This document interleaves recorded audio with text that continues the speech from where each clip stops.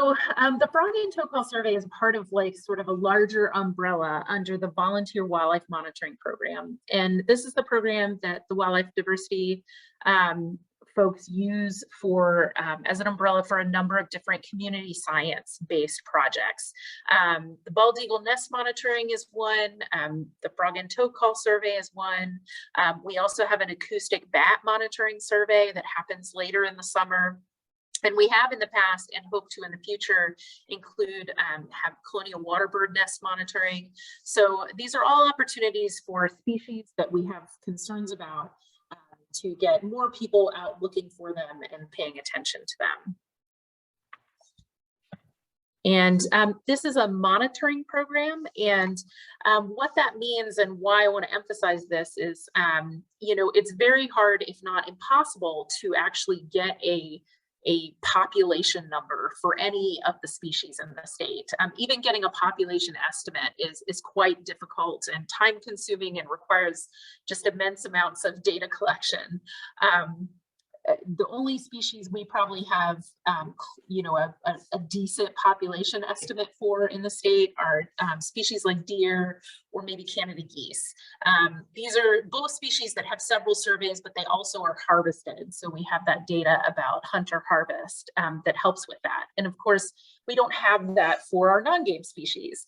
And so what we do instead of trying to get a you know, complete population estimate of all the frog and toad species each year is we monitor things. We collect data in a repetitive and replicated way across time, going back to the same sites and collecting data at those sites every year around the same time.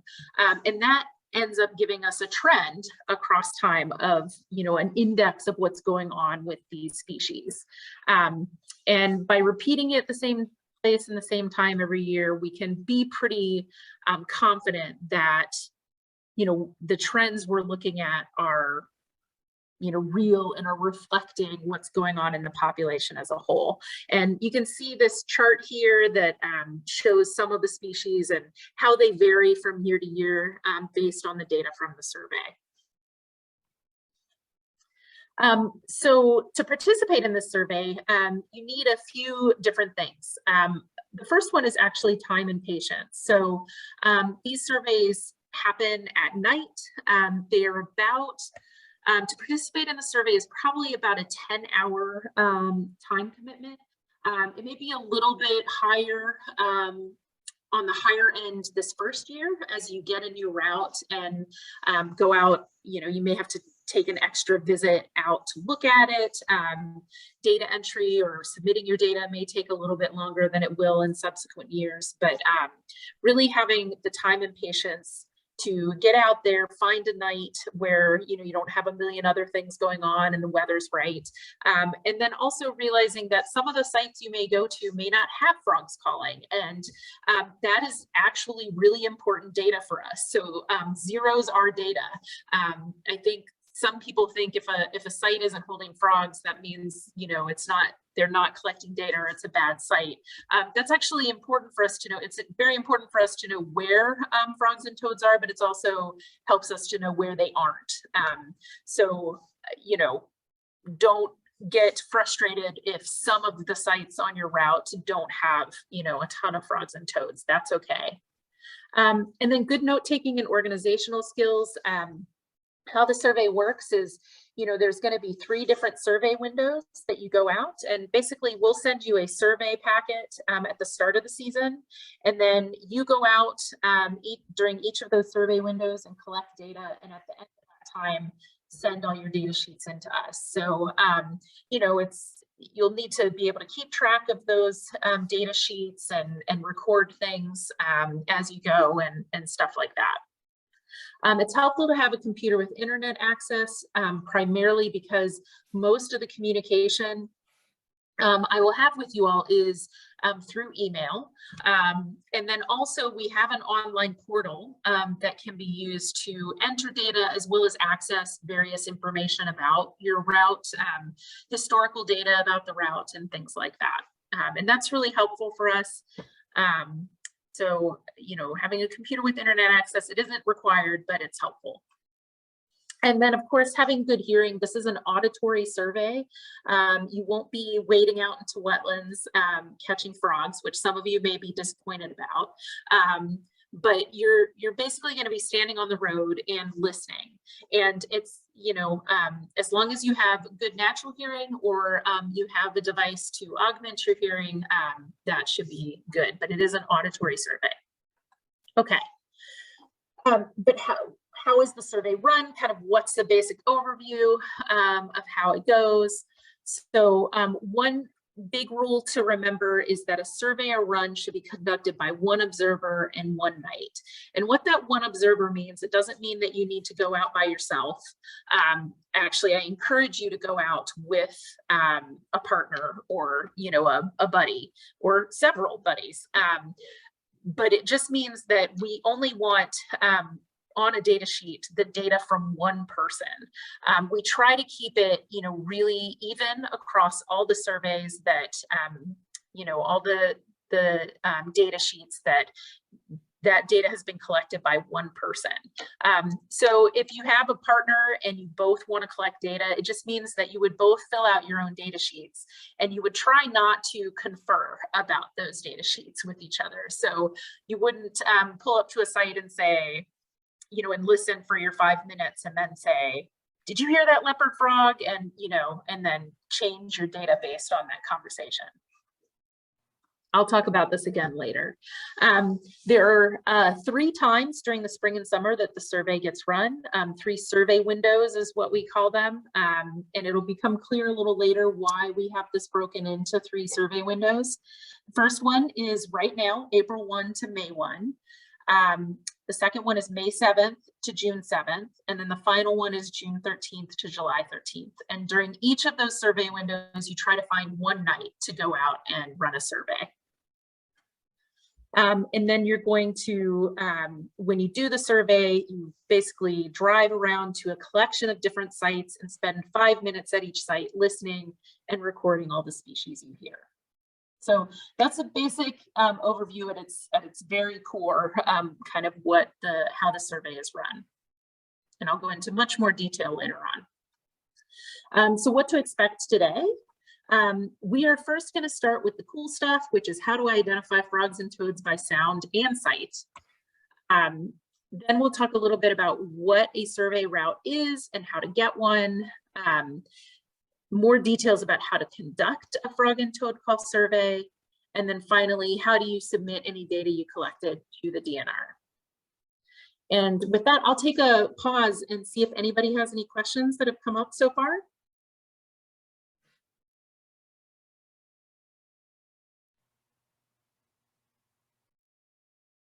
Okay, I don't hear anything, so I'm gonna keep moving on. So the first thing we have to talk about is amphibians. What are they? What are frogs and toads? How do they fit into this group? And first of all, we need to talk about amphibians versus reptiles. So you may occasionally hear the term thrown about of herps or herptiles.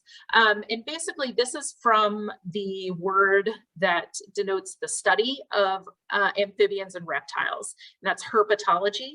And so a lot of times it's just shortened to refer to both reptiles and amphibians as a group as herps. But the two groups, amphibians and reptiles, are actually quite different. Reptiles have scaled skin, they have claws, they do not require water. You know, some species of reptile are aquatic, think turtles. There's some snakes that are aquatic, but they generally lay their eggs or have their young on dry land, whereas amphibians are the opposite. Some of them can be terrestrial, like the toads, but they always have to come back to water in order to breed, so they require water. So the two groups, they're cold-blooded and they're old, ancient groups, but that's pretty much all they have in common. Otherwise, they're quite different. Amphibians include salamanders, of which Iowa has about 5. We're not very salamander rich as far as species. And then the frogs and toads. So those are the two groups of amphibians we have in the state. Collectively, the frogs and toads are sometimes referred to as the anurans. And so if you see that term referring to frogs and toads together, that's just a collective classification for frogs and toads together. They are united in that they have elongated hind legs for jumping. There is a separation between frogs and toads, and I think if I ask the question, you know, what makes a toad, I think a lot of people would say warty skin. That's a common thought, but there's actually frogs that have warty skin, and some toads, you know, are smoother than others. The main difference is that, excuse me, is that toads have this gland behind their eyes called the parotoid gland. So if you've ever picked up a toad and then afterwards the palm of your hand is kind of tingled a little bit, or you've gotten a little bit of a rash, that's from those parotoid glands. They're a defense mechanism against predation, and they excrete a little, you know, a mildly toxic substance, at least to us. And frogs do not have those. So if you're looking at the two pictures on the right, the toad up top, you can kind of see bumps, kind of an oval bump behind the eye. That's the parotoid gland. And the bullfrog down below does not have those. And then, of course, the coolest thing about this group is that they sing. You know, the other group that we think about singing, you know, there's some mammals that sing, obviously humans or, you know, lots of other mammals, but I think really melodious singing, we think of birds, and then strangely frogs and toads, which is kind of unique and interesting that they developed this ability to help with their breeding. So what we're hearing when we're hearing frogs and toads sing are the males. Females can make noise, but they don't. It's not the songs that we're hearing at night when we're hearing frogs and toads make noise. And what we're mostly hearing is attraction calls or advertisement calls of the males. They're basically, you know, using a unique call and putting it out there into the world to let any lady frogs nearby of the same species know that they're there, and also in some cases to demonstrate their fitness, that they can sit in this wetland and they can call for hours, or they can hold a certain note for a super long time.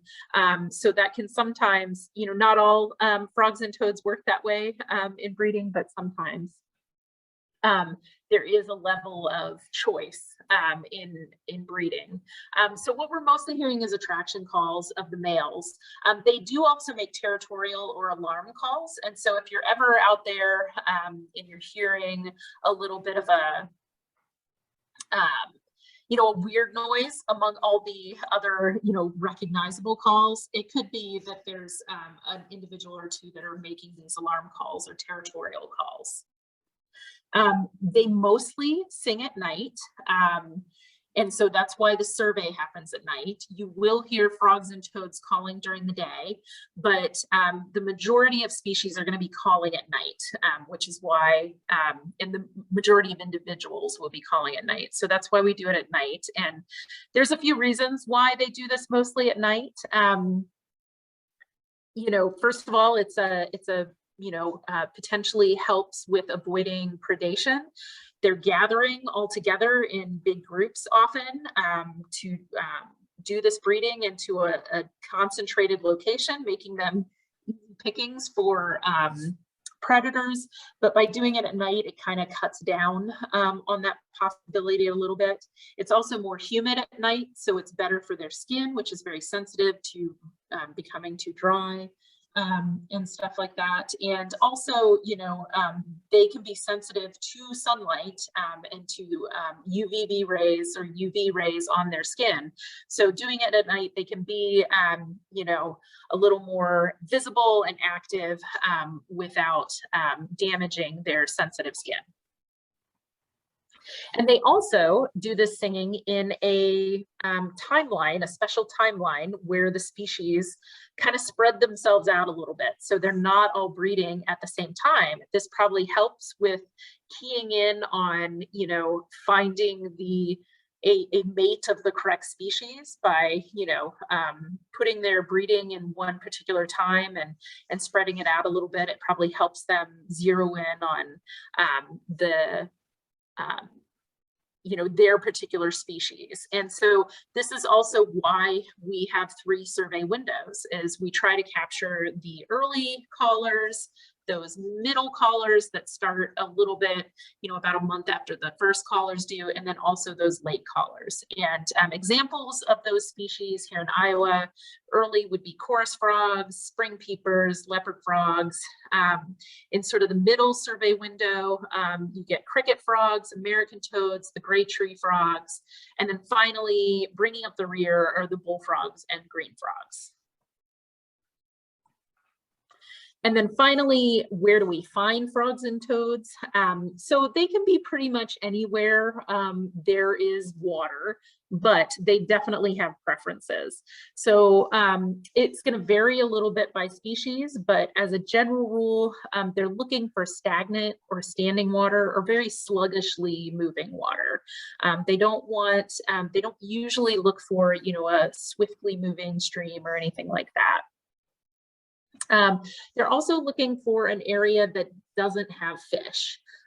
You can probably guess why. Fish eat eggs, tadpoles, and frogs. So they don't want to use an area that has fish. This isn't to say that you won't hear frogs and toads using a pond that has fish, but ideally, they will find an area that is fishless. And then also a spot that has a lot of emergent vegetation like cattails, slewgrass, other things growing, especially along the edges or in the wetland, can help them with concealment, give them hiding places and places to hang out that's, a little more protected. And some other pictures, and yes, they will even use, the picture of the site down below, channelized ditches. Not every species would use that, but, some species really take advantage of pretty much any water they can find. And of course, that ditch would be fishless, so it wouldn't be a bad choice for some species of frog and toad. Okay. Now, get your pointer fingers ready. I'm going to bring up a couple polls to test you. Make sure you've been listening. Okay, so you should see on your screen the question, why are frogs and toads most active at night? And you should be able to click on which answer.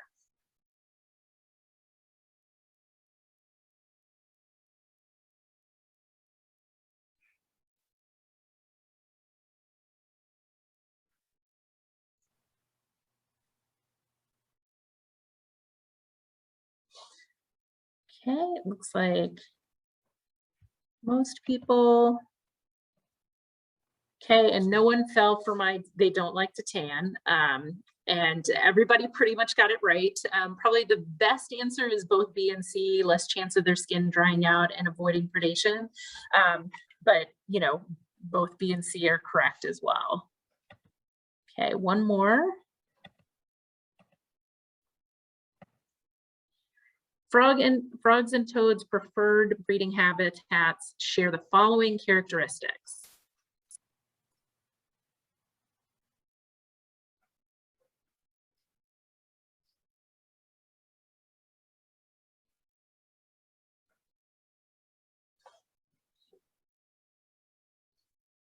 Okay, give you a few more seconds here.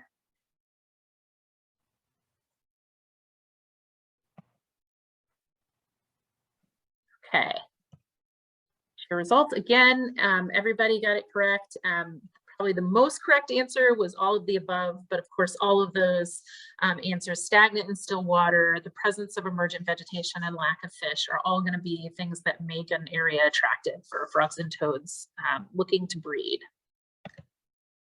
Okay. Before I dive into calls, does anybody have any questions?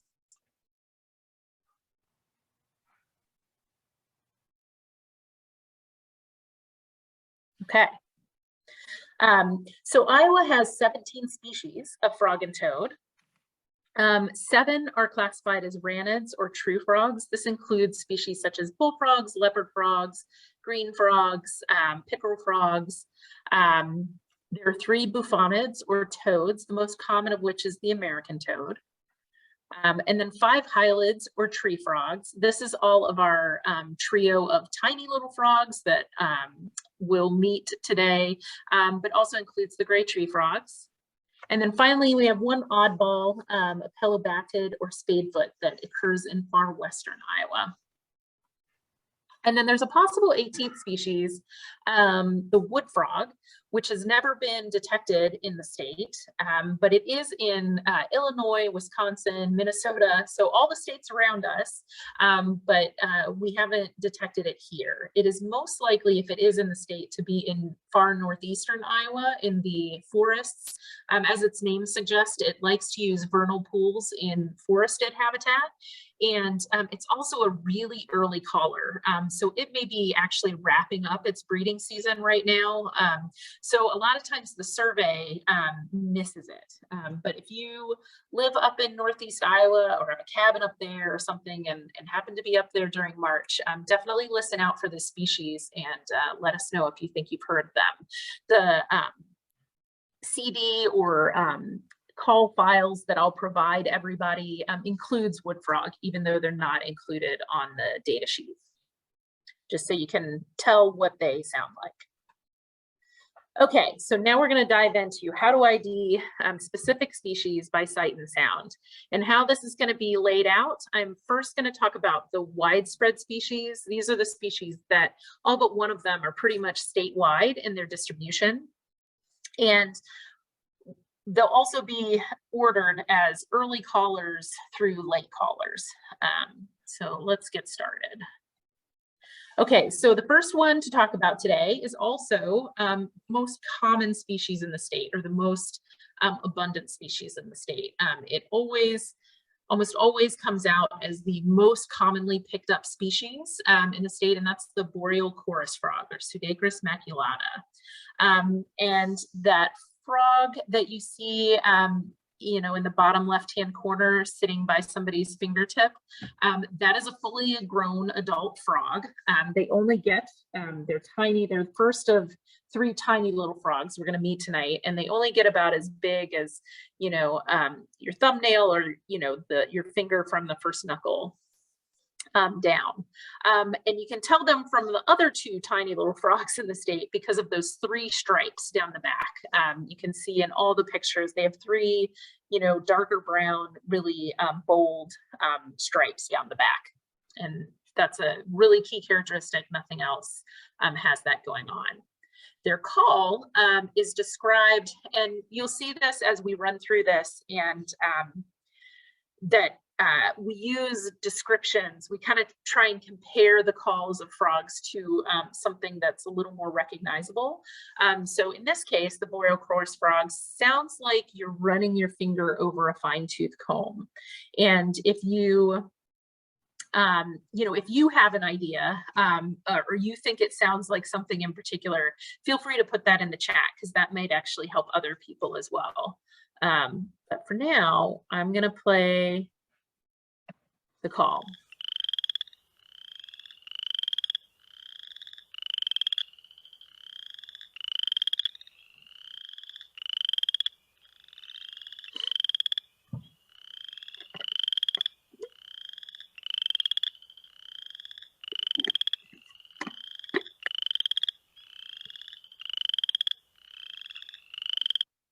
So you can imagine running your finger across a comb. Hopefully, you know, that seems like a pretty good description of that. It's very percussive and not necessarily, you know, music-like or musical. And that which we just listened to, so one of the things you're going to be recording on the data sheet for each species is you're going to actually categorize what you're hearing into 3 abundance indices, a 1, 2, or 3. And abundance index 1 means that there's 1 or 2 individuals calling, you know, separation between the calls. You can really distinguish between individuals. Abundance index 2 is there's multiple individuals calling, but you can still distinguish between individuals, but there's some overlapping of calls. And then a 3 means it's a full chorus of frogs calling. So there's many, many frogs calling, and they're overlapping in their calls. So what we just listened to for boreal chorus frog, that was an abundance index 1, and I'm going to play an abundance index 3.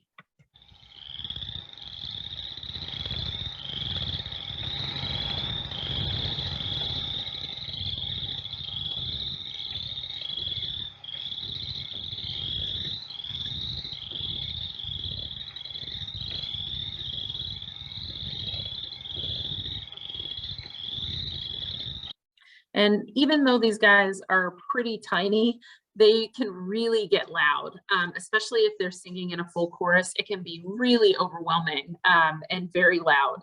It's kind of amazing how loud they can be for such a tiny little frog. Okay, moving on to the next species. It's the first of our 3 leopard frogs. And unlike the chorus frog, these guys are kind of soft. They're going to be one of the harder species to hear, especially if they're sharing a pond with a bunch of chorus frogs. They'll kind of get overpowered. So this is one that you'll have to really listen closely for. And this is the northern leopard frog, or Lithobates pipiens, and it's statewide in its distribution. To ID it, or to separate it, particularly from the next leopard frog we're going to talk about, the plains leopard frog, you have to look at the dorsolateral folds. And you may be going, what the heck is a dorsolateral fold? Well, it's those 2 sort of cream white, lighter, raised stripes down the back on either side of the backbone that kind of come from the eye and go down the body. Those are called the dorsolateral folds, and they're actually a really key anatomical,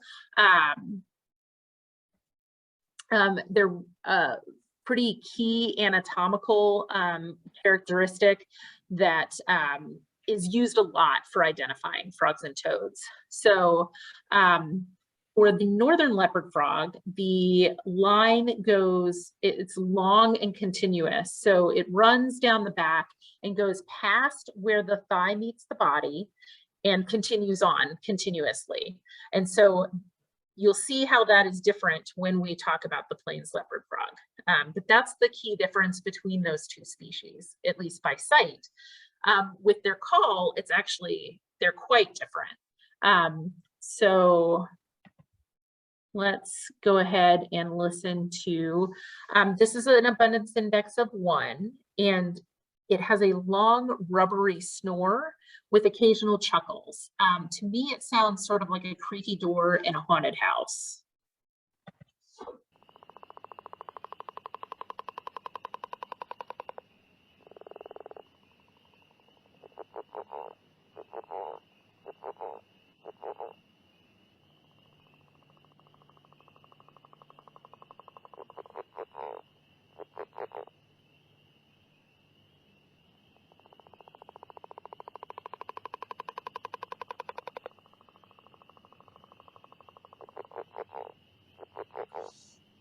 Okay, so long snore followed by those chuckles. And the northern leopard frog is the only one that really has that long, sort of slow snore.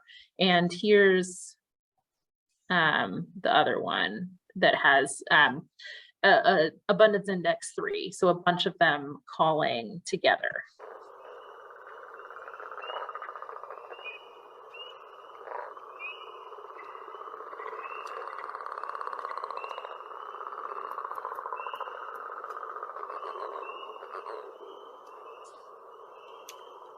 Okay, so that's northern leopard frog. Okay, moving on to the next one, the plains leopard frog, or Lithobates blairi.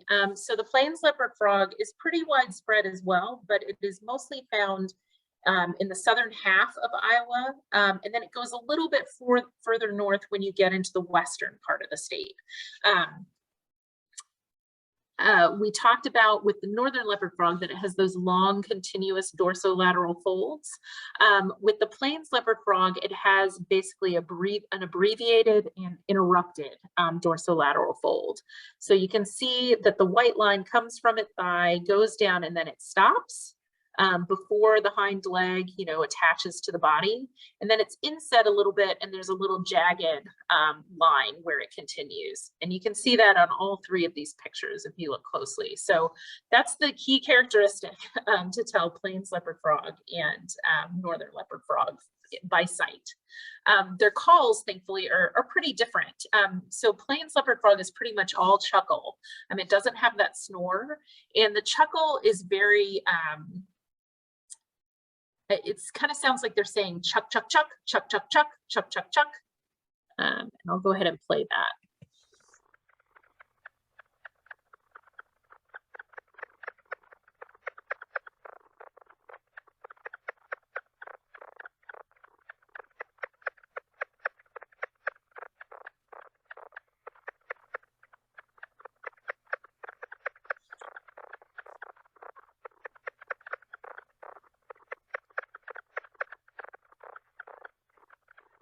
So it's kind of a more mechanical chuckling, sort of like it's a machine chuckling rather than a more natural chuckle like the northern leopard frog. And it doesn't have that long snore leading up to it. Plains leopard frog doesn't get picked up a lot on the survey, but it is a species that we have some concern about, and that is some concern has been raised about it elsewhere, that its range is moving north and that it might be displacing or outcompeting the northern leopard frog. So in the past of this survey, we actually didn't ask people to distinguish between the three leopard frog species. People just reported them as leopard frog species. But we now ask people to separate them, and we would really like, if at all possible, for you to identify the leopard frogs down to species. So kind of pay special attention when you get your CD or the electronic call files that I'll send to focus on the leopard frogs and make sure you know how to ID, distinguish between the three of them, especially if you're in southern Iowa. Okay, so now we're moving out of that survey window 1 and into survey window 2. American toads are our most common toad, and they start calling usually towards the end of April. And so you might pick up a few of them on your first survey if you're doing it later in the month.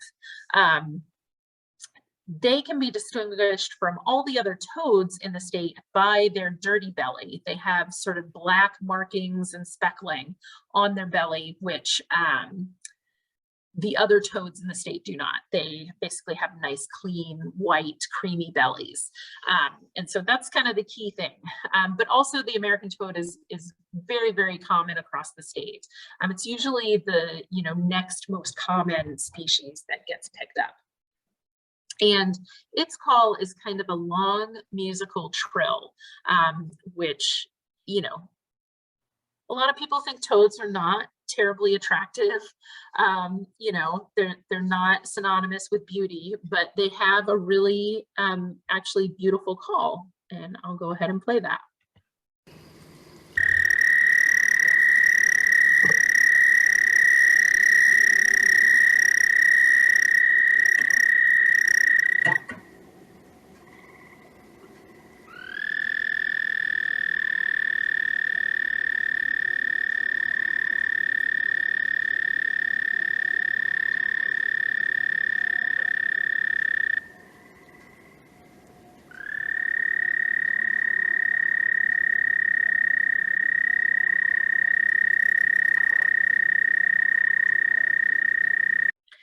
So really long musical trill that can carry very far as well, can be heard from quite a distance away.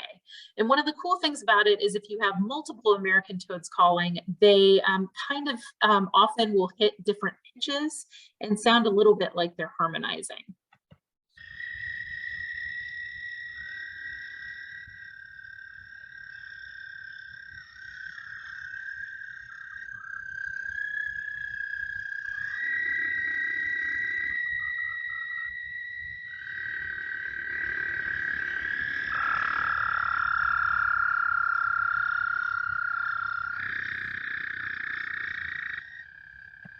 Okay, it's enough American toads. Okay, so moving on to our next two species. These are probably my favorite frogs and toads, or at least my favorite of the more common species. This is the two gray tree frogs we have in the state. It's the eastern gray tree frog and the Cope's gray tree frog. And if you look at them, you'll notice that they're not always gray. Sometimes they're green, and they can actually shift their color based on, you know, their background or what they're sitting on. So the guy in the bottom right-hand corner is sitting on some bark. So he's, you know, looking pretty gray, whereas the other two in the middle and upper right, you know, are sitting on green vegetation. And so they look more green. And you'll note that I very rarely mention color as a good identifier for frog and toad species, or to tell species apart. And that's very deliberate because they actually vary quite a bit among individuals. And then in some species, they can even change their appearance, you know, themselves from time, you know, across time. So, and then these two species also, to make things more complicated, they actually can't be told apart by sight. They look identical to one another. The only difference between them physically is a difference in the number of chromosomes the two species have. So they can't really be told apart by sight.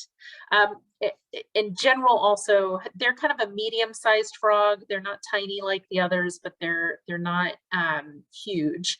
And they have big suction cups on their toes. So if you've ever had a frog kind of stuck on your storm door or on your window or something, it was probably one of these guys. And the thing that you can use to tell the two species apart is their call. The eastern has kind of a slower, kind of think of him as sort of more southern. He's very relaxed, and it's kind of just a slow, bubbly trill.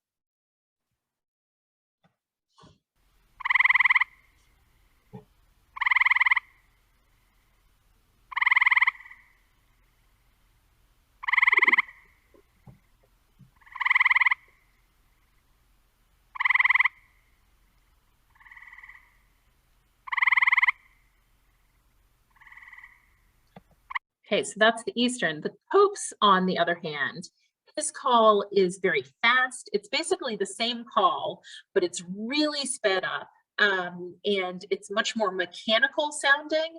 And to me, it sounds kind of angry. So you can kind of think of the Cope's as being, you know, like a high-powered New York attorney or something, whereas the eastern gray tree frog is, you know, more relaxed southern gentleman.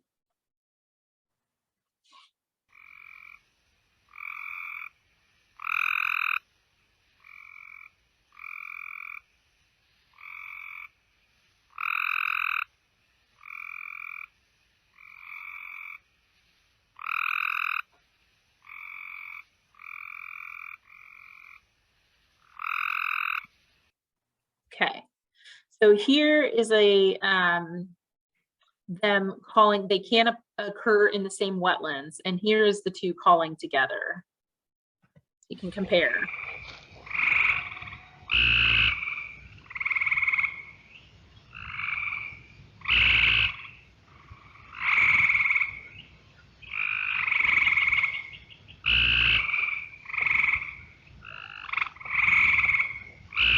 So most of the frogs calling in the background are eastern. There's a couple of Copes, but most of them are eastern. And the guy that's sitting, like, sounds like he's sitting on the microphone, is the Cope's gray tree frog. So let me play that again.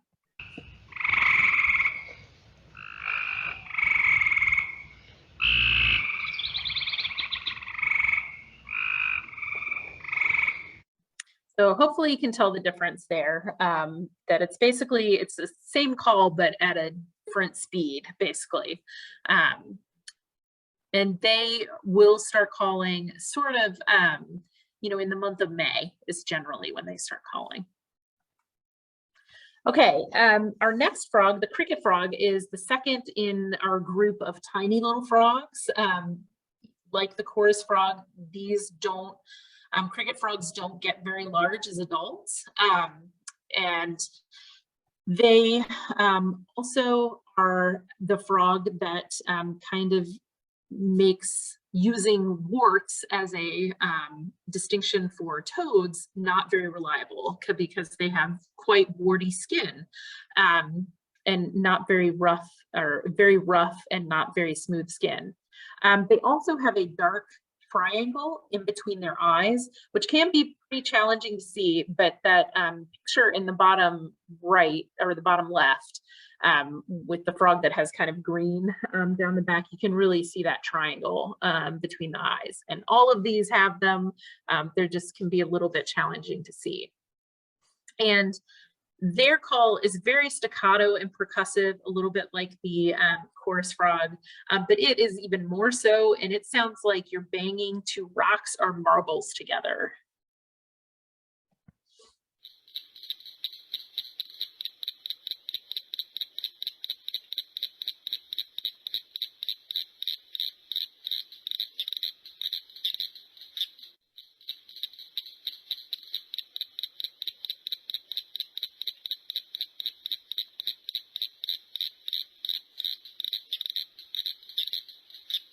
And here's a whole bunch of cricket frogs, out of abundance index of 3 calling.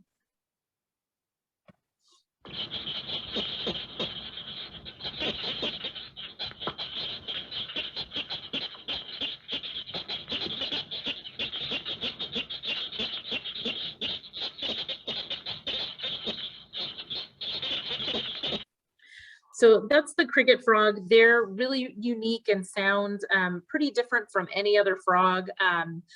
They are a species we also keep an eye on. They're very common in central and southern Iowa.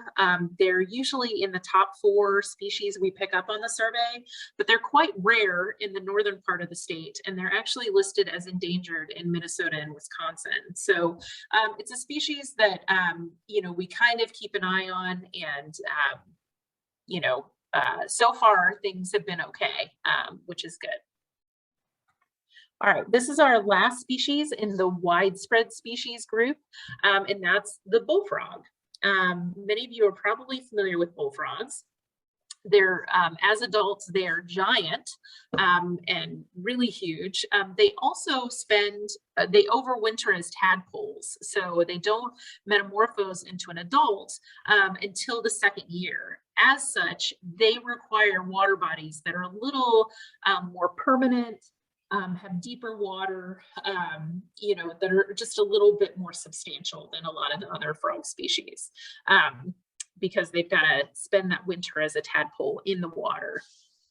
And the bullfrog is, you know, pretty unique looking, except for it's got one other species in the state that looks very much like it. That's the green frog, which we'll talk about in a little bit. And the way you tell a bullfrog from a green frog is those dorsolateral folds again. So bullfrogs do not have them. So you can see the back is very smooth, no ridges down the back. The green frog does have them, and we'll see that when we get to it. But the call of the bullfrog is also very distinctive. I think most folks will recognize it. Kind of sounds like a pulsating foghorn, or it's often suggested that it sounds like they're saying jug a rum, jug a rum.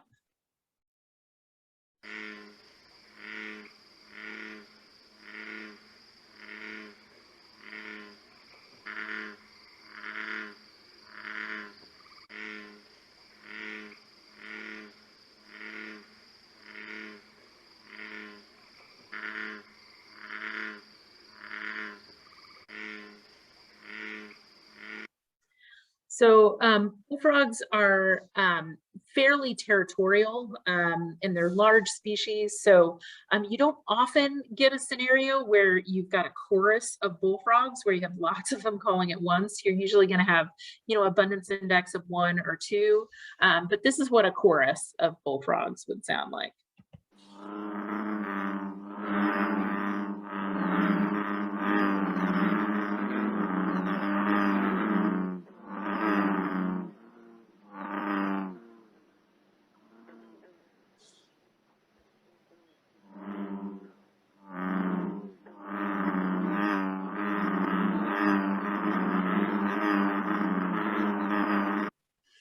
And bullfrogs are, they're native species to Iowa. They are only native to actually the southeastern corner, but they have spread statewide. Most of that spreading has probably been by people. They're a popular frog for like frog legs and for harvesting. For things like that. And so people sometimes move them around. And while they're native species, we do keep a close eye on this one as being a little invasive because they are such large species and they have voracious appetites. They will literally eat anything that they can fit in their giant mouths. So, you know, there's videos online if you look of a bullfrog grabbing a bird that lands next to a pond and stuff. So pretty much anything they can fit in there, they will try and eat. And so that includes other frogs, their tadpoles and their eggs. So a lot of times if you see bullfrogs move into a wetland, you might see the numbers of those smaller species go down. So we kind of keep an eye on the species to make sure it's not becoming a nuisance in places. Okay, it's time for quiz number 2. So get ready to answer some questions. And these are going to be calls. So I'm going to play the call. These are your choices down below in blue. So kind of make a note and then I'll open up a poll and you can answer. Oops.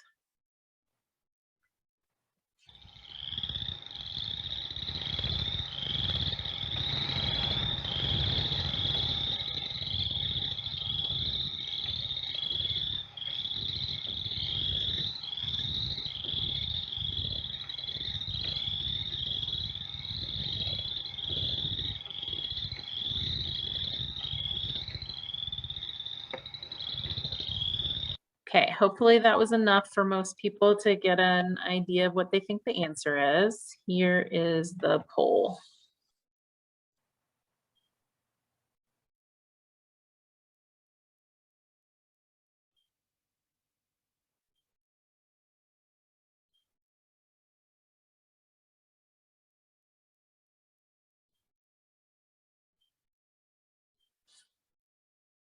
Okay, I think that's most everybody. Okay, so for those of you that answered chorus frog, that is correct. That's the, thumb across the fine-tooth comb. The American toad is kind of that long, musical, high-pitched trill, and the cricket frog is like banging 2 marbles together. So it's a little bit more percussive. And I'll play this again just so you can hear. So this is the chorus frog. Okay, excellent. All right, next one.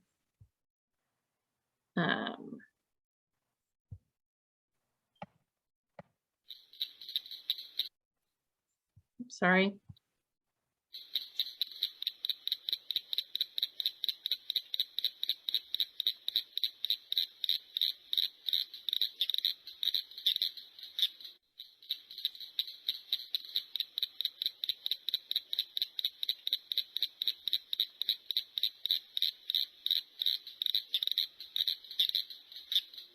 Okay, hopefully folks have an idea. They think it is, and here's this poll.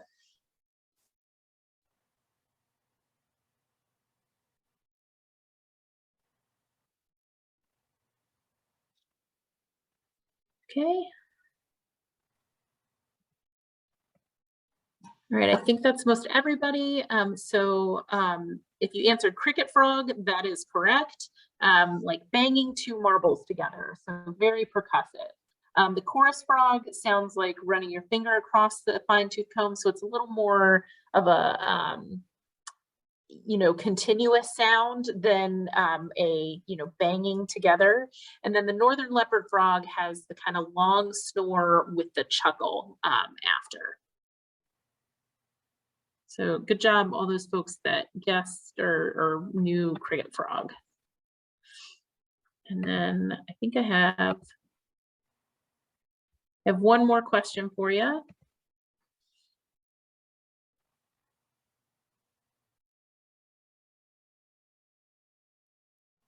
And this is, which frog is usually the earliest to start calling and breeding in Iowa?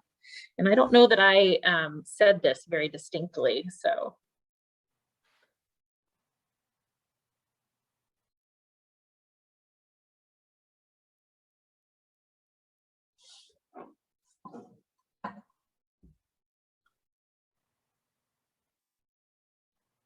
Okay, I think that's most everybody. So it is the chorus frogs usually. I mean, leopard frogs, they kind of start about the same time, but the one you're really probably going to hear most often, I've already heard them this year. They started kind of back in mid-March. Whenever we got a warm day, they would pop up and call, is the chorus frog. So they're, it's mostly because they're so widespread that we pick them up pretty early. And they really try to take advantage of those sort of ephemeral wet spots in the springtime. They can get in there, breed really quickly, and use pretty much any kind of wet area in ditches and stuff like that. So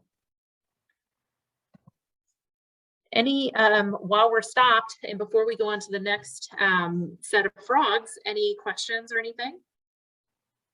Feel free to unmute yourself and ask a question, or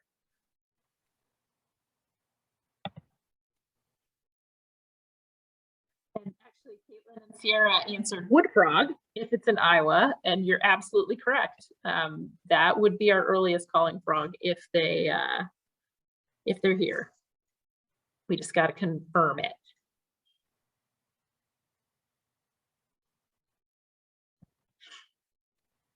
Okay. Anybody have questions?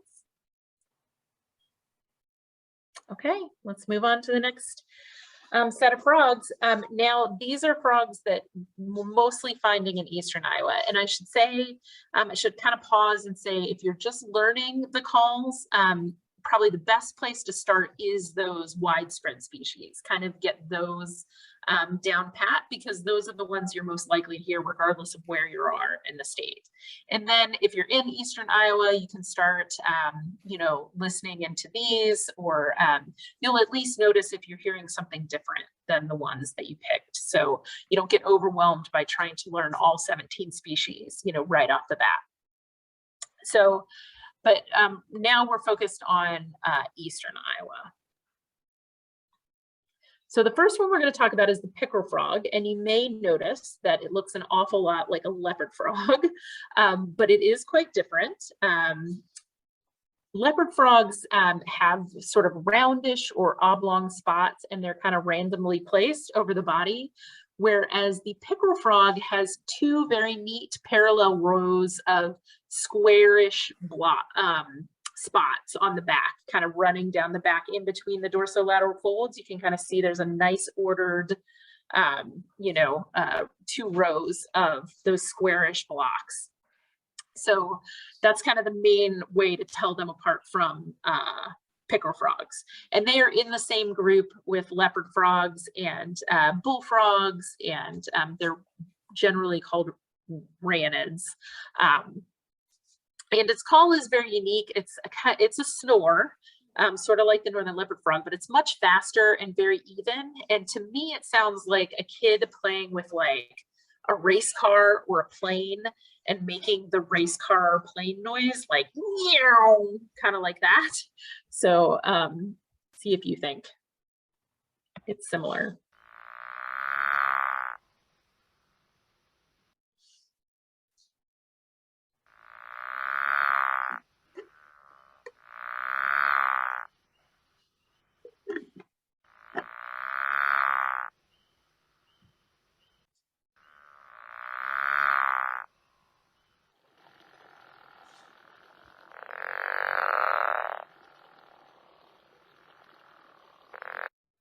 Okay, so that's the pickerel frog. It is mostly found in sort of the far, like the maybe 2 eastern tiers of counties. So it's pretty far east and it's quite rare. It's not picked up on the survey very often. It's very choosy about what wetlands and it uses. It's often associated with trout streams in sort of northeastern Iowa. So this would be a really exciting one if you picked it up on any of your sites. Pretty cool species, pickerel frog. Next one is an eastern species, but it's much more widespread. We actually have spring peepers here in Boone County. So, you know, it gets pretty far west. It's basically in the eastern half of the state. And its name tells you everything you need to know about the spring peeper. It calls in the spring. Its call is basically a peep, sort of like a baby bird. And then its Latin name, Pseudacris crucifer. Crucifer means cross, and you can see that it has kind of a big X on its back, or a cross, and that's how you identify it by sight.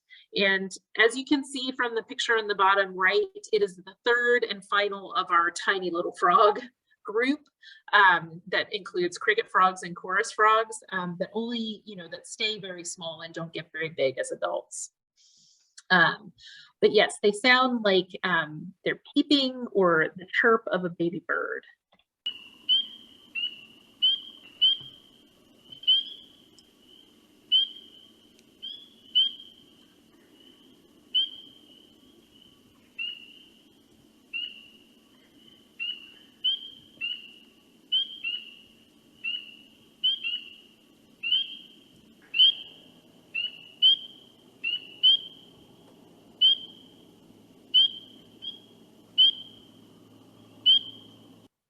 Okay, oops. And then it's also sort of described, if you hear a full chorus of spring peepers, and especially from a distance, they can sound a lot like sleigh bells. And I do think that's, you kind of have to, I'm gonna play an audio file of this. So there's some individuals that are fairly close to the microphone that kind of obscure it, but if you listen to the ones that are a little further away, it really does sound like, you know, someone shaking sleigh bells.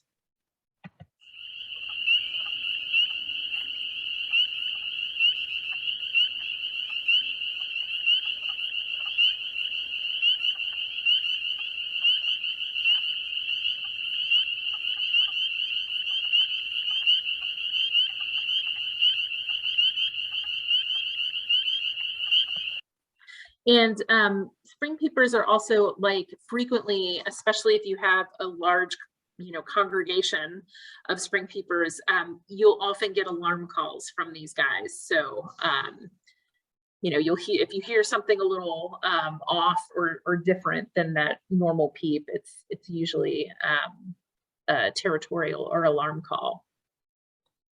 Okay, the last one in the Eastern Iowa group is green frog. This is the one, if you'll remember, that I said is kind of a twin to the bullfrogs, but they have dorsolateral folds. They have these ridges that go from the eye down the back.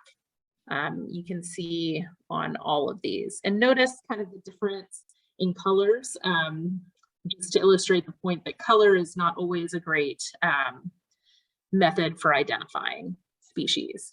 And the green frog, it is fairly far east. It's mostly maybe the 2 to 3 counties in eastern Iowa from the Mississippi.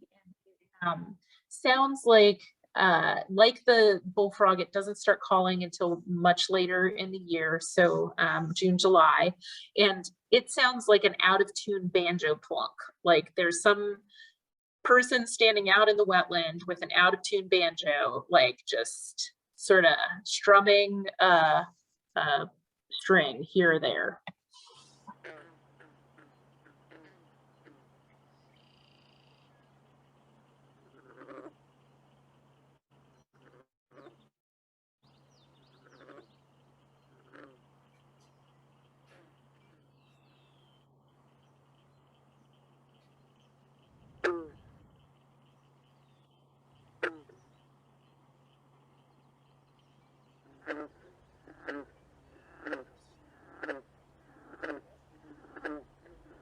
Okay, so that's the green frog. Attitune banjo. Okay, let's test your knowledge again. I'm gonna play the call, and then you choose from one of this on this list, and then I'll open the poll.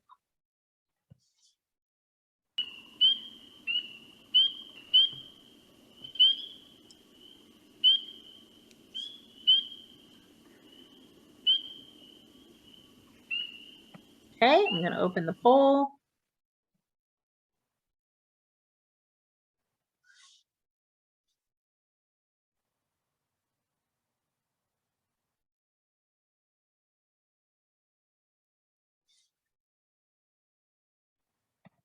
All right, excellent. Everybody got it right. Spring peeper. It's definitely a unique one and hard to get it mixed up, especially with any other frog. Okay. Okay, now we're getting even more specific down to southeastern Iowa. So these species are mostly limited to the far southeastern corner. So Lee County, Des Moines County, down there. And the first one is the third of our leopard frog species, southern leopard frog. And this is one where identifying it by sight compared to a northern leopard frog is really, really difficult because it, like the northern leopard frog, has kind of long, continuous dorsolateral folds. It is said to have a pointier snout than the northern leopard frog, but if you don't have the two of them sitting side by side, that would be kind of a hard characteristic to use. And then they often don't have a spot on their snout. But I have definitely seen southern leopard frogs that do have a spot on their snout. And I've actually been out with, some crack shot, herpetology experts, herpetologists out in the field in southeastern Iowa, and, them arguing over two frogs, whether they were northern or southern. So they're pretty hard for the experts to tell apart by sight. But their calls are pretty different, and sort of like the plains leopard frog, the southern leopard frog has just focuses on the chuckle and doesn't really have the snore like the northern leopard frog. But it's kind of duller and it's a little bit longer than the plains leopard frog.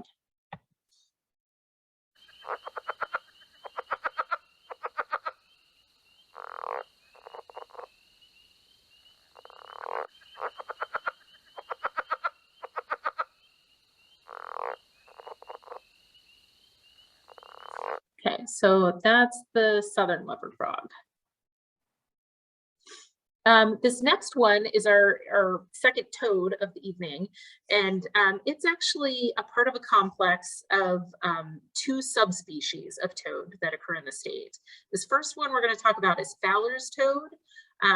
It is identical in both sight and sound to Woodhouse's toad, but they are just found in completely different parts of the state, and they do not run into each other, basically. So Fowler's toad is only found in very far southeastern Iowa, and Woodhouse's toad is only heard in far western Iowa, so, and nowhere in between.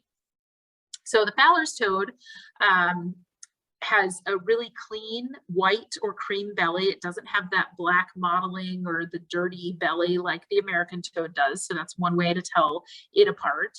It also has a fairly clean back with only some small, it's kind of light colored, and it's got small darker blotches with just 2 to 3 warts per spot.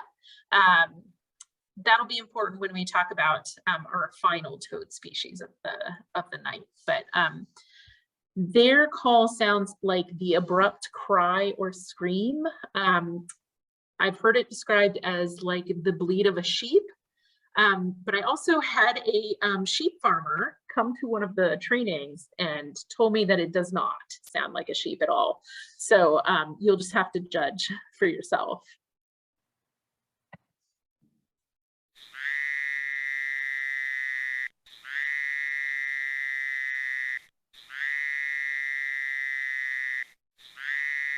Here's a bunch of them calling together.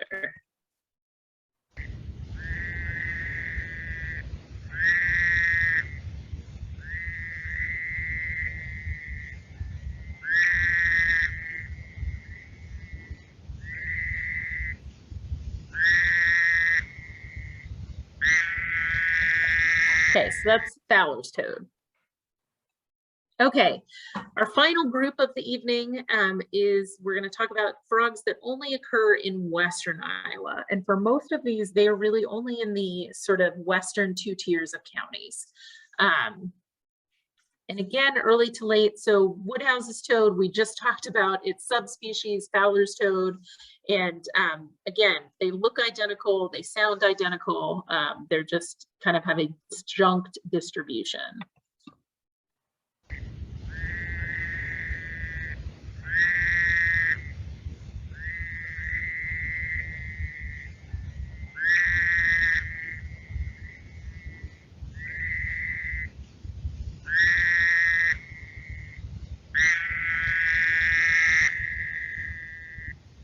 Okay, so that's Woodhouse's toad. So this next one is our final toad of the evening, the Great Plains toad, Anaxyrus cognatus. And like the Woodhouses or Fowler's toad, it has a very clean belly, which can distinguish it from the American toad. But it has these really large olive shaded or olive colored splotches on the back. And each of the splotches is filled with lots of tiny little warts. So that kind of distinguishes it from the Woodhouses, or which is what it overlaps with, Woodhouse's toad. Its call is basically also very similar to the American toad, except for all the musicality is taken out of it. It's very mechanical. To me, it sounds like someone who's trying to start a car and can't get, or an engine of some kind, and can't get it started.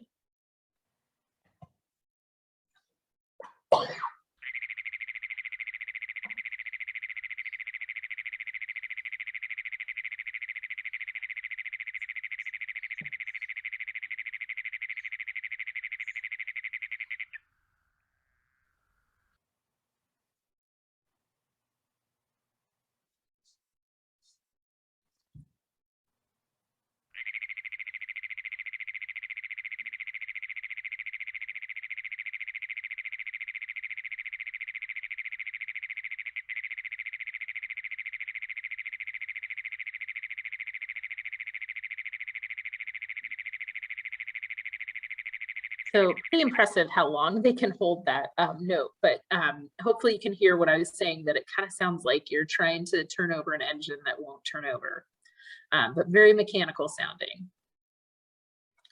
And then our final frog of the night is the plains spadefoot, which has the coolest Latin name of all the frogs, Scaphiopus bombifrons. It's really fun to say. Feel free to say it quietly to yourself right now. Scaphiopus bombifrons. It's a pretty fun one. And it's also a pretty fun species. So they are sometimes referred to as spadefoot toads, but they're not a toad. They don't have that parotoid gland behind the eye. They have a vertically slit pupil. Most frogs and toads have a round pupil. And they have this kind of, if you've ever watched a Nature or Discovery Channel, special about these toads that live in the desert and they live underground in like a little pocket of mucus, and then when it rains they come out and breed like crazy and then go back underground. Well, that's spadefoots, and they do the same thing here in Iowa. They spend most of their time underground, and then they respond to periods of rain by coming out and breeding explosively, and then going back underground again. So they don't really have a particular survey window that they're associated with when they start calling. They really call kind of after rain events. So it's important for this species, if you're in Western Iowa doing a route, to kind of time your routes as much as you can, your surveys, to kind of be after a rain event so that you can maybe catch the species. And their call sounds like a flat nasal quack.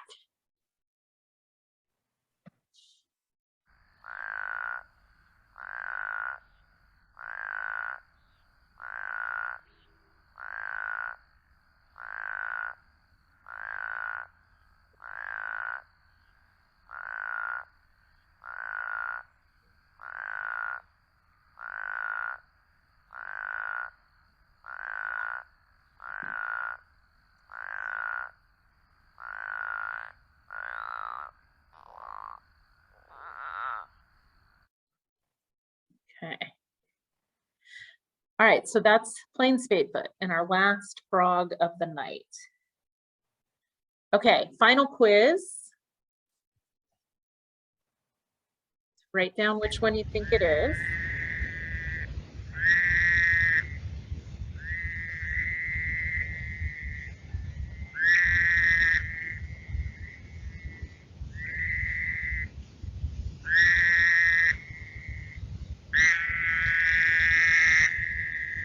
Okay, let me open up the poll.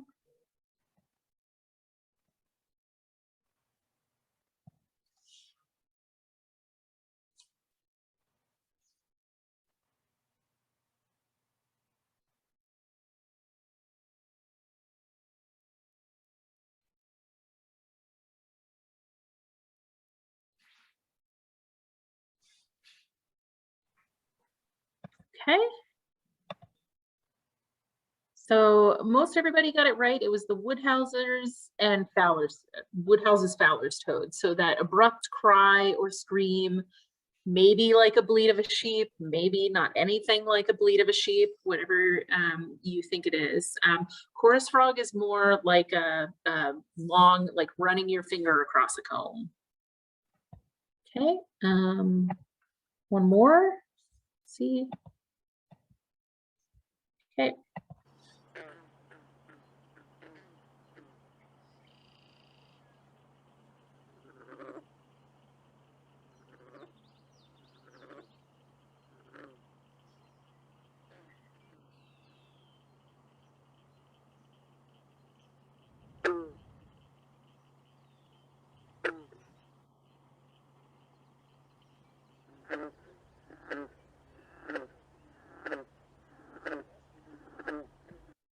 Oh, sorry. All right, let's open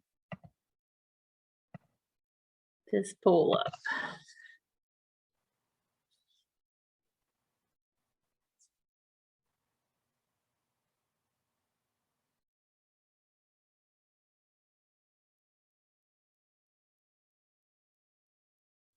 Okay. Okay, so again, most folks got it right, is the green frog. So that's the out-of-tune banjo plunk, and they're mostly found in eastern Iowa. The plain spadefoot, I can see how they're actually sort of similar. Thankfully, you won't hear both of them calling at the same time because plains only occurs in western Iowa. It's more of a kind of like repetitive, flat quack sort of sound. And then the Great Plains toad is that long trill that sounds very mechanical, like you're trying to turn on an engine and it won't go, which I can kind of see like the end of that particular audio file. It kind of sounds like the green frog was getting into a rhythm there. It was repeating itself over and over again, but that was definitely green frog. Okay. Okay, so before we go on to the next section, we'll go ahead and take a break. Let's go ahead and get started. So let's talk a little bit about the survey route and how that works and how you get one. And first of all, hopefully y'all can all now recognize this species. This is a northern leopard frog. It's got those long continuous dorsolateral folds. Okay, so current active routes in the state. This is a view of how many routes and sites we had done in 2021. There was 106 routes and 716 wetland sites. You can see that there are parts of the state where there are big holes, like in far northwestern Iowa, sort of north central there, and sort of Hardin and stuff, counties like that. And then over in sort of parts of sort of Tama in County and Poweshiek County and stuff. But you'll also notice, and I just want to note that Polk County, Lynn County, Johnson County, there's lots of people there. And so we have lots of volunteers and not enough routes to go around. So if you're in one of those more highly populated counties, definitely be thinking about maybe creating your own route, or if you're willing to travel a little bit to do a route, that would also be okay.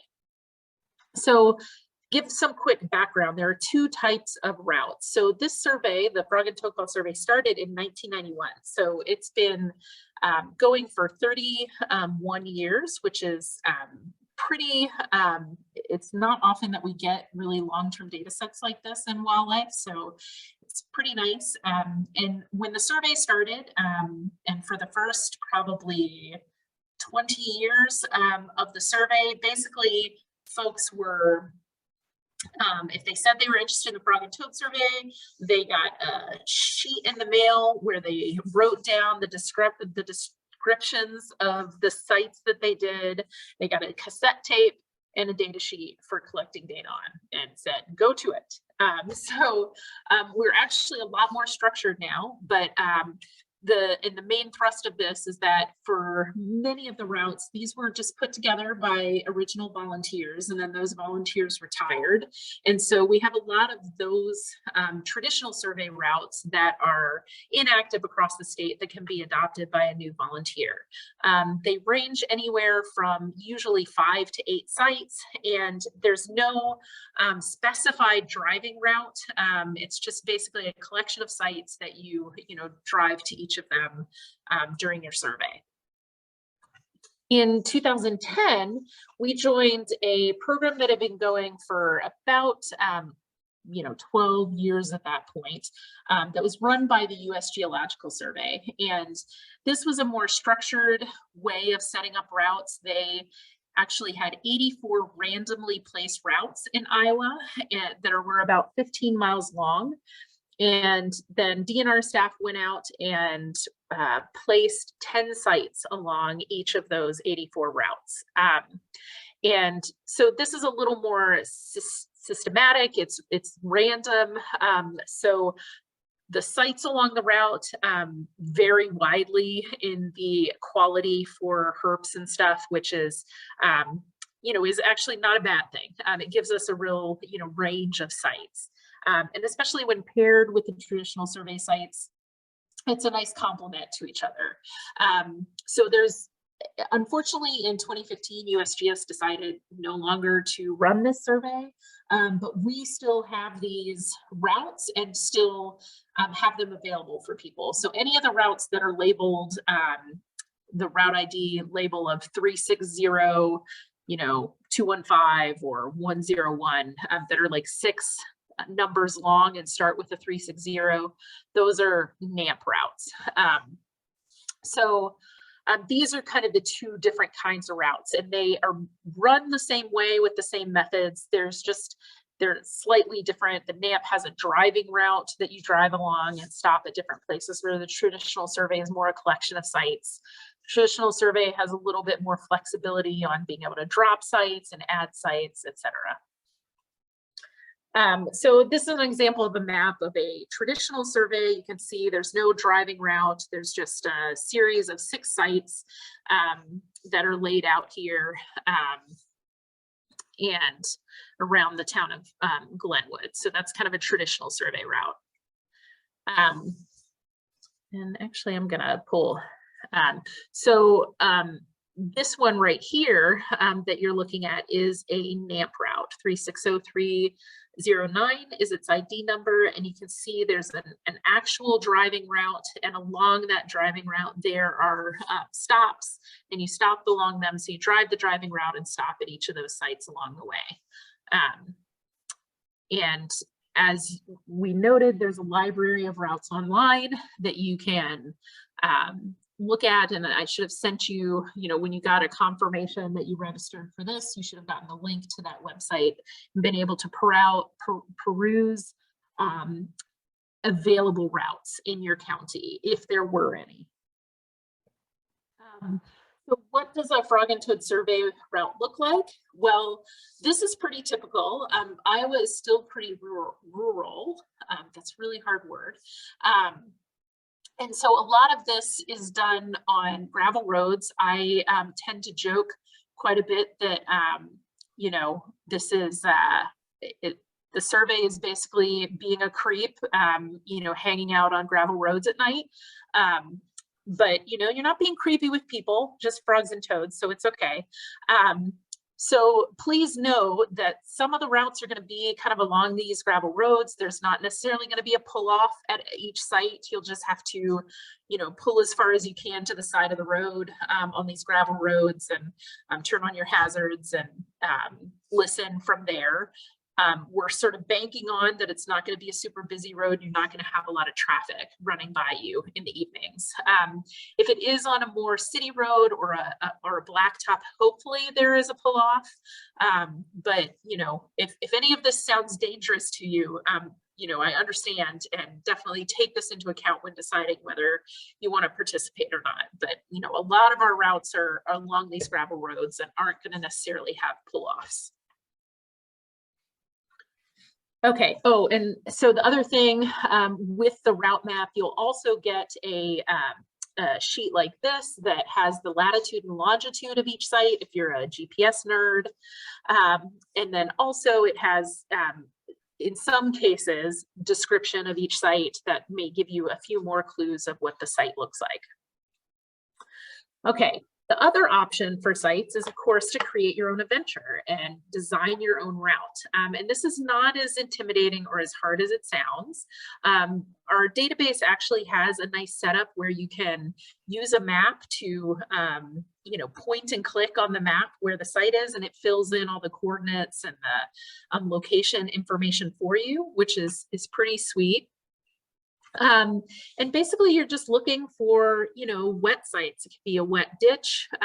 It could be a pond, anything you can think of that frogs and toads might use. And you're, looking for 5 to 10 sites. And you can start off with just doing 5 sites. And then if you want to add some in the future, you can. They need to be at least a half mile apart because frog calls can carry up to a half mile. You want to pay attention to safety, make sure that it's not in a creepy, part of town or anything like that if it's a more urban site. And then also think about noise. One thing that's kind of amazing is at night, like the sound really carries a lot more, probably because of the humid air. So cars make a really loud noise. So you kind of want to avoid putting a site too close to like a really busy traffic road, especially like a highway or something like that, that's going to have cars moving very fast. Beyond that, just try to pick some varied habitats like a pond, maybe a place where a creek crosses under the road and isn't running too fast, or at least doesn't, all the time. Then maybe an emergent vegetation wetland, and you can choose a couple of each. And then finally, just make sure they're easily accessible. A lot of folks want to survey a site in their backyard or something if you happen to be lucky enough to have a pond or a wetland in your backyard. And that's fine, but try not to make, an entire route that includes sites that are like in your backyard, in your aunt's backyard, and, on Farmer Joe, who's my best friend's property. Because once you retire from the survey, we will have this route and try to get somebody else to do this route. And, you know, those sites that are on personal property aren't going to be as open to those people as they were to you. Okay, so some other tips for creating a route.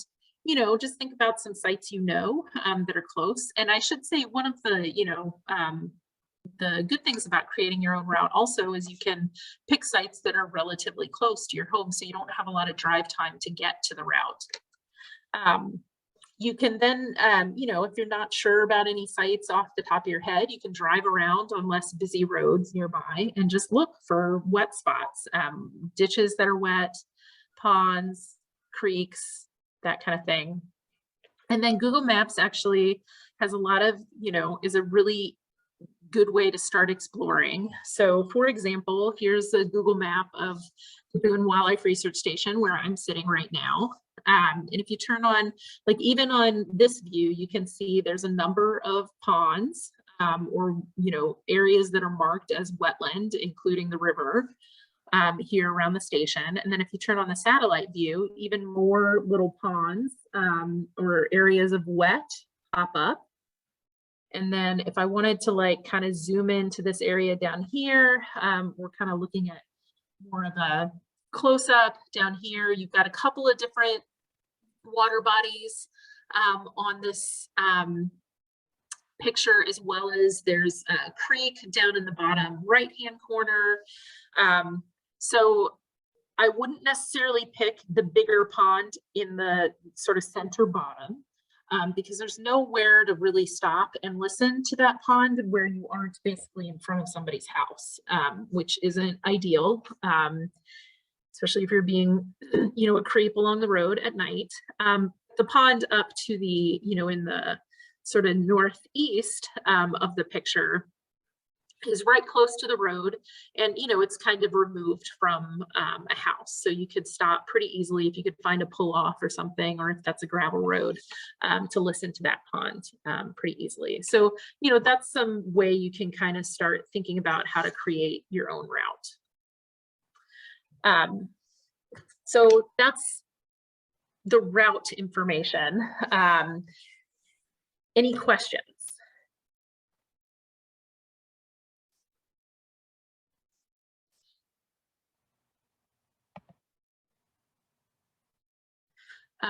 So one person asked if there will be a list of routes in less popular counties. So can we pick one? So that's that website that you should have gotten a link to in the sort of response when you registered for the email, but I'll send it again after this workshop. There's a website that has a library of routes by county, so you can look through and find your county and then look to see if there's any routes in your county and which ones already have a volunteer monitoring it and which don't. And Linda asked, can more than one person pick the same route? And no, we try not to double out on people doing the same route. We kind of we try to keep it one route per person, or one person per route.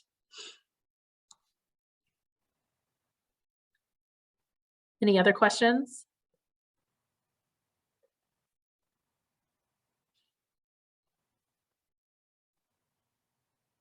Okay. So moving on, you have a route now. How do you go about conducting the survey? And by the way, this is a very handsome American toad here on the screen. Okay, so again, to repeat the slide from earlier, basic survey conduct is, you know, it should be conducted by one person, one observer in one night. And again, this doesn't mean you have to go out alone. It just means one person is actually listening to the frogs, identifying them, and collecting that piece of data. It's run 3 times total in the spring and summer, once in the period between April 1 and May 1, once in the period May 7 to June 7, and once in the period June 13 to July 13. And then you go out and spend 5 minutes at each site on the survey route, listening and recording all species heard. So when to do the survey? How do you decide what's a good night to go out and do listen for frogs? The first one is temperature, and there's some very specific criteria about when you should go out. And for this first run, it has to be a minimum of, you want it to be above 42 degrees Fahrenheit.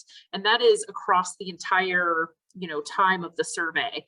So if you're going to go out, and I don't know when sunset is these days, but like at 8:30, which is half hour post sunset, and your survey is going to run till 10:30, you want to make sure it's not going to drop below 42 degrees in that 2-hour period. This first run is the hardest one to find a night like this, where we bump into that temperature quite a lot. So like the next week, at least here in Boone, I think our nighttime temperatures are all supposed to be down in the 30s. That isn't to say that, in the evening, it might be warm enough to do the survey between, 8:30 and 10:30. But you just need to keep an eye on that, and you want to try and hit above 42 degrees. For run 2, it's 50 degrees, and run 3, it's 55. And it's usually pretty easy to find nights in those 2 survey windows with that temperature. Once you've met the temperature criteria, other things to look for is you want it to be relatively low wind outside. Wind can suppress frogs and toads calling, and it can also make it harder to hear. So you want to shoot for a low wind night. You want to avoid heavy rain, especially if there's lightning, but any rain that's going to impede your hearing, you want to avoid that. It's okay if it's drizzling a little bit or a little bit of a sprinkle. In fact, frogs and toads love that kind of weather. So it's fine to go out if it's a little, drizzly or, a light rain, but definitely avoid heavy rain. And then beyond that, you want to try and pick the first available night. As a wildlife person who does a lot of wildlife surveys, I can tell you I almost always regret it if I don't take my first opportunity to do a survey that has a time, constraint on it, because it seems like it's Murphy's Law. If you don't take the first available night, then you're just not going to get another night that fits the criteria. So as much as possible, given your schedule and stuff like that, try to do the first available night in the survey window that meets all the weather criteria and where you're free to go out and do the survey. And these are sort of the sky codes and wind codes you'll be recording. This is on the data sheet as a reference. But sky codes, you can see, you're just noting whether it's clear, a few clouds, partly cloudy, cloudy, foggy, if there's a drizzle or a light rain shower. And then the wind codes over here, it's a scale that, has some descriptions so that you can kind of estimate what the mile per hours of wind are. And you kind of want to avoid you kind of want to avoid 4 and 5 on this list. You don't want to go out if the wind is 13 miles per hour or greater. Okay, so you found a night that meets all the environmental criteria and you're free, you don't have anything going on. So at this point, you're going to start a survey 30 minutes after sunset or later in the evening. If you're really a big night owl and don't want to go out until 11 p.m., that's okay. But you need to make sure that you complete the survey by 1 a.m. You're going to record both the start and end time on your data sheet, as well as those other environmental variables that we were just talking about. So this is what the top of the data sheet looks like. You've got a place on the left-hand side to write your name, the route number, the survey date, whether this is survey window 1, 2, or 3, and also record the days since the last rainfall. Last year, this was a real challenge because it was so droughty that, it was hard to remember how long it had been since it rained last. It was usually, it could be 20, 30 days. And then over on the right-hand side, you've got 2 columns. You've got data to record at the start of the survey and data to record at the end. And you're recording basically the time, that wind code and that sky code, and then the air temperature. And then you do that again at the end of the survey. Okay, so now you filled out the top of the data sheet. What about at every stop? So at each stop, you're going to spend 5 minutes listening and record a 1, 2, or 3 for each species heard. And these are those amphibian calling index values or abundance index. And they mean a 1 means individuals can be counted. There's space between calls. So this is, 1 or 2 individuals, maybe 3. 2 is the call of individuals can be distinguished, but there's some overlapping in calls. And then 3 is a full chorus. Calls are constant, continuous, and overlapping. And if you're nervous about, being able to judge this, it is going to be a little bit subjective for sure, but the CD or the digital files I will send to you, for most species, it has an example of an abundance index 1, an abundance index of 2, and an abundance index of 3. So hopefully that will help figure out how to distinguish, between these 3 categories as you're going. Other stuff that gets recorded at every stop, you record the start time at the stop, whether noise was a factor, whether you took a time out because the noise was a factor, or somebody stopped to talk to you or something like that, something happened that you needed to take a time out from listening. Whether the moon is visible, that's a yes, no.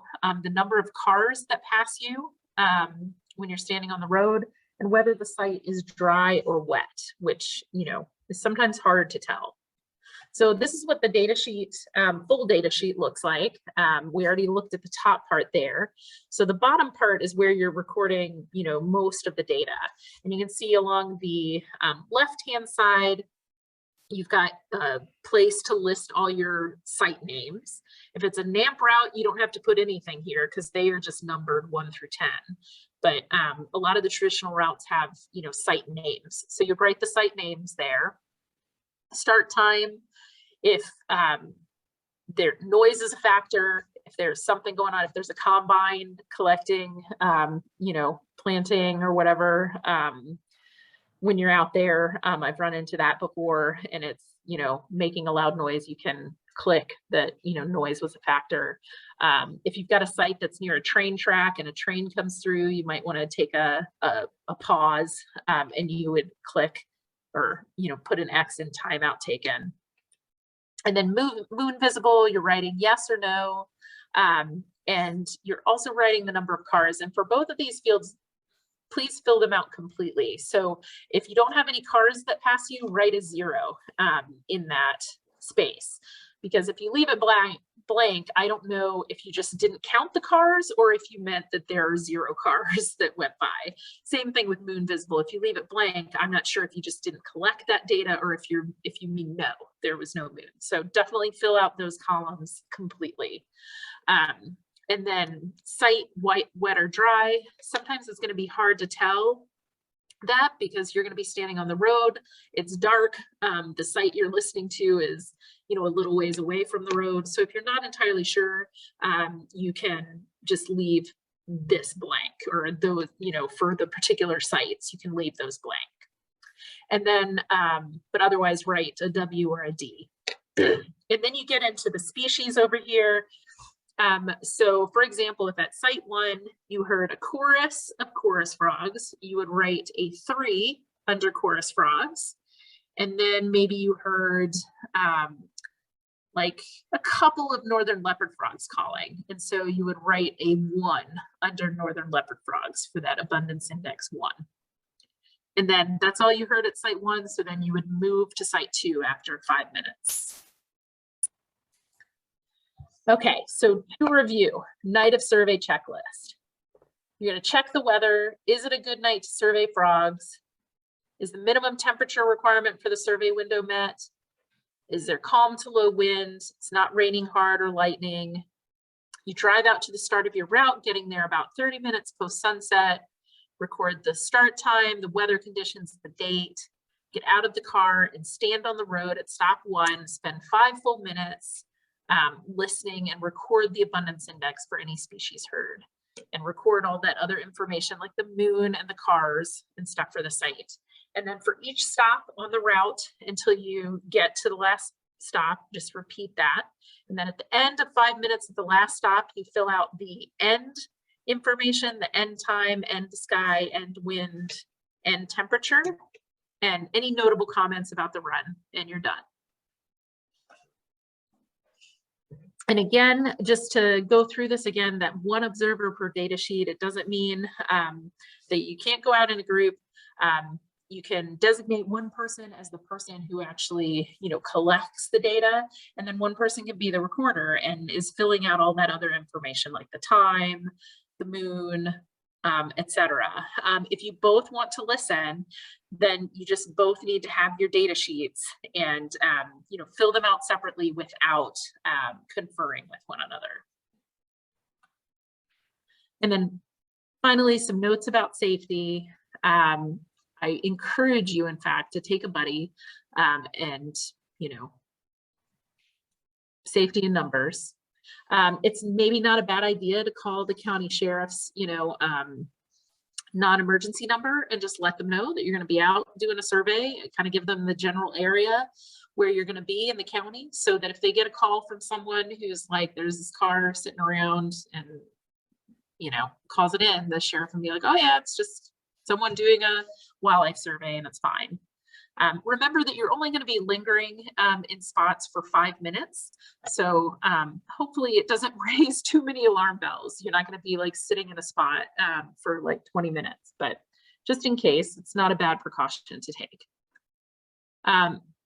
If a site is unsafe, so we discourage you not to drop sites that don't have a lot of frog activity, but if the site is unsafe, please let us know and we will definitely drop that site. If there's traffic issues, if it's not safe to be on the road, if there's dogs at the site, if there's creepy people, if it's a place where creepy people hang out, that can be some of the public, especially city parks and stuff like that. Just let us know. It's also probably a good idea to go on low activity nights, i.e. not the weekends, because, weekends you're going to just have more cars and people about in the evening time. And then finally, this doesn't happen very often, but it's happened a couple times and, since I've been here. If you're approached by law enforcement, just share with them your survey materials and, tell them what you're doing, and it's usually fine. They may think you're a weirdo, but that's probably the worst of it. And really take this seriously. We don't want anyone to feel unsafe. It is a unique survey in that you're out at night doing this. And so, we really don't want it to be for someone to get in trouble or, feel unsafe. So consider that also, just by taking this course, you are not required to, take a survey. So if all of this makes you, feel a little nervous, like that's fine. And, don't worry too much. Hold on.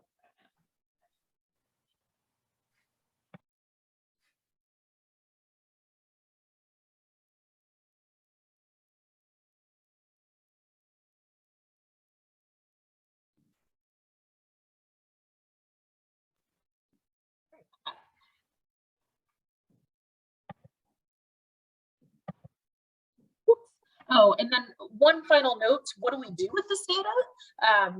If you're going out and collecting this, what do we do with it? So I've already kind of showed you the monitoring and how we're, tracking trends across time for different species. And that's really important. Another thing that the species or the survey can tell us is noting really interesting responses to different weather events. So for example, those two bar charts on the right-hand side of bullfrog and green frog, 2011 was a relatively normal year and 2012 was a drought year. And you can see that in 2011, it followed what should be the normal trajectory for bullfrog and green frog. So in survey window 1, there was pretty much none calling. Survey window 2, there was a few calling. And then at survey window 3, that's where the bulk of those species came in and were recorded. But in 2012, with the drought that came in, you can actually see that those species actually showed up earlier in the year and started breeding earlier than they normally do, because they were kind of responding to that loss of water and stuff like that. So, you know, it's pretty interesting picking up on those shifts and how adaptable those species can be to some of these things. And we're currently in the midst of doing a big 30-year, you know, rigorous analysis of these data, looking at response of these species to land use changes over the last 30 years, as well as precipitation, changes in precipitation and temperature, and how that is impacting the different species, and, you know, finding some really interesting stuff about that. And once that manuscript is done, is out there, I will definitely share it with all of our volunteers.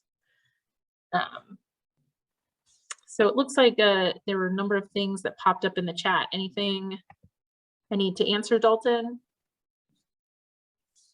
One person had a really good question about the populations and how do you, they pretty much asked, do you assume female population based off the male population? And I don't know how to answer that. So yeah, no, it's a really good question. And the answer is yes. So we're assuming there's a 50-50, you know, gender split, in that there's not some kind of bias towards, you know, that the male population is higher or lower than the female population for different species. So there is an assumption there, and it's probably a pretty safe assumption, but yeah, really, really well spotted that we're mostly recording males. So.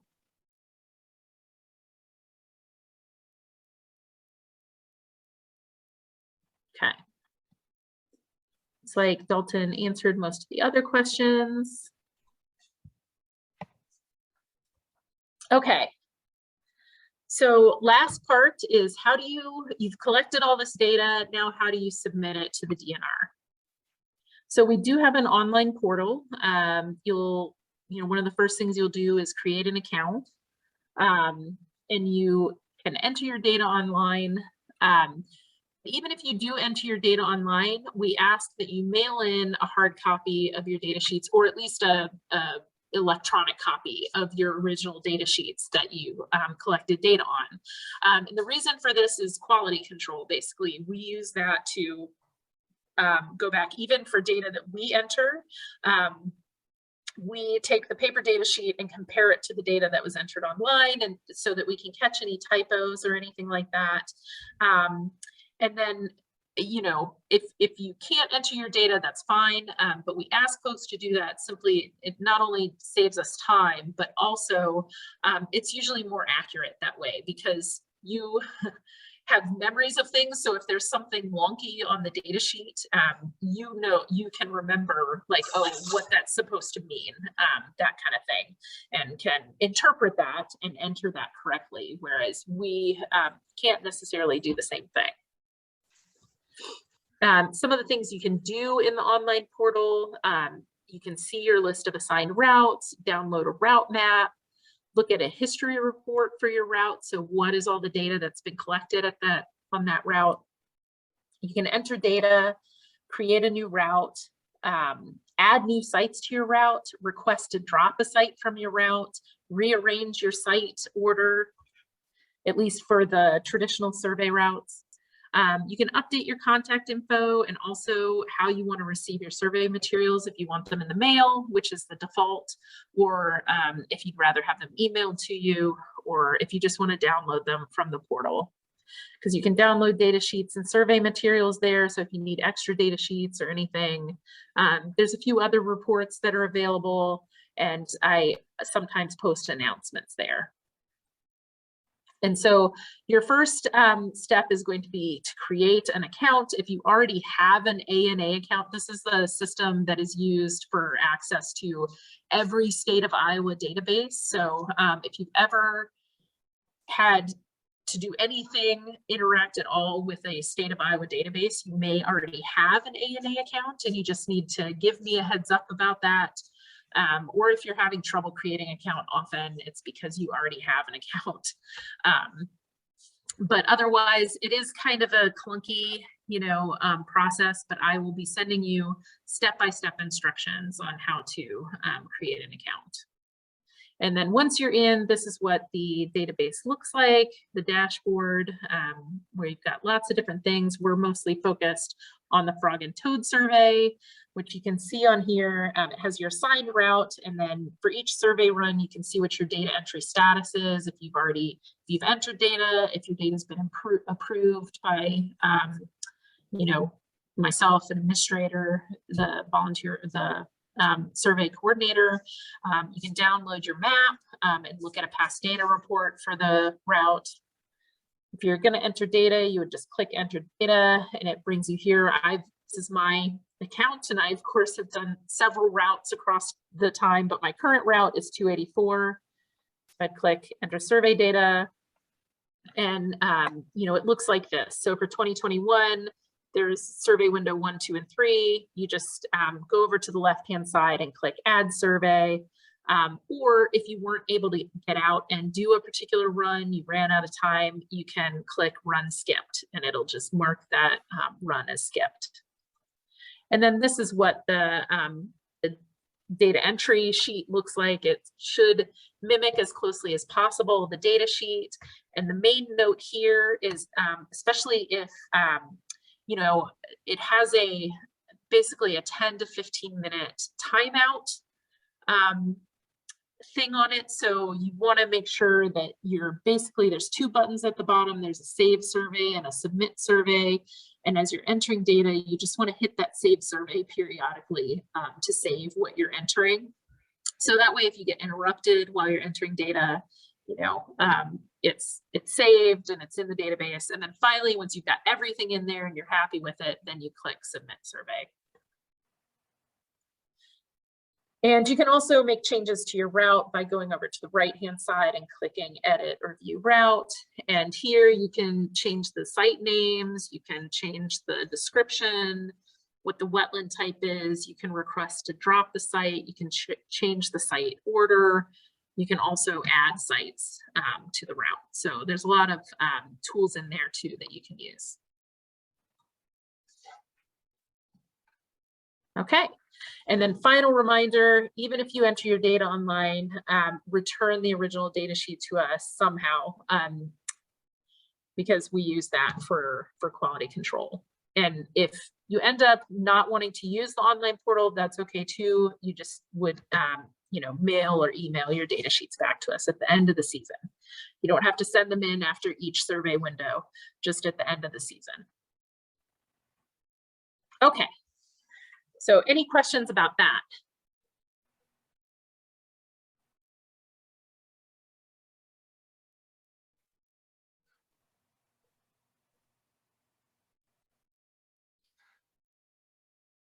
Okay, so what's next? So if you're interested in continuing forth and doing a survey, great. I will be, as soon as we finish up here, I will be sending out a link to a questionnaire that you will need to fill out within the next week, so by next Sunday. This questionnaire, it has a few quiz items, but it also asks you, if you've looked at the website and picked an old route that you'd like to do, you can put your route selection on there. If you have a couple that you're willing to do, I would put both, just in case there is some, it's a first come, first serve as far as the routes are concerned. So if you put a couple, we know that you're, if your first one isn't available, we can do your second one. You can also designate whether you just want to create your own route. So as soon as we get off here, I'll be sending out an email. It'll have a link to a questionnaire and also a link to that web page that has all the route maps and stuff. And you can figure out what route you're interested in. And then once you've filled that out, we will get a survey packet with a CD in the mail, and also send you the digital files. And if you're fine with just getting the digital files, if you CDs are quickly becoming obsolete, that's great too. But if you want a CD, we can include that in your packet.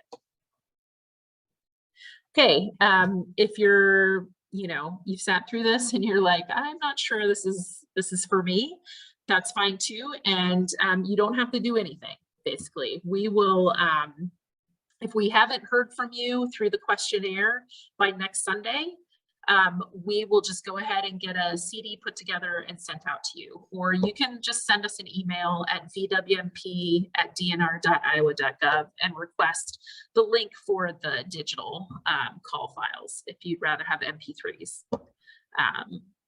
And that's it. And with that, that is all the information we wanted to give to you guys.